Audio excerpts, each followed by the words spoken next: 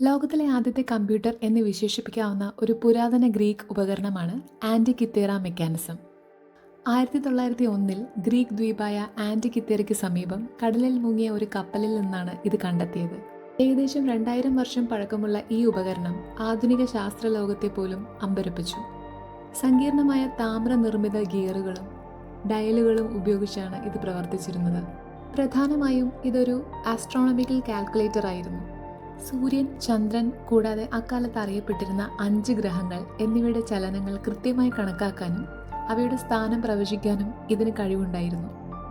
ഗ്രഹണങ്ങൾ എപ്പോൾ സംഭവിക്കുമെന്ന് പ്രവചിക്കാനും ഒളിമ്പിക്സ് പോലുള്ള പ്രധാനപ്പെട്ട കായിക മത്സരങ്ങളുടെ സമയം കണക്കാക്കാനും ഈ ഉപകരണം ഉപയോഗിച്ചിരുന്നതായി ഗവേഷകർ കരുതുന്നു. ആധുനിക ക്ലോക്കുകൾക്ക് സമാനമായ സാങ്കേതിക വിദ്യയാണ് ഇതിൽ ഉപയോഗിച്ചിരിക്കുന്നത്. ഈ സാങ്കേതിക വിദ്യ പിന്നീട് 1000 വർഷത്തിലേറെയായി ലോകത്ത് മറ്റെവിടെയും കണ്ടെത്തിയിട്ടില്ല. പ്രാചീന ഗ്രീക്കുകാരുടെ അസാധാരണമായ ശാസ്ത്രീയ അറിവിനും സാങ്കേതിക വൈദഗ്ധ്യത്തിനും ഒരു ഉദാഹരണമാണ് ഈ മെക്കാനിസം.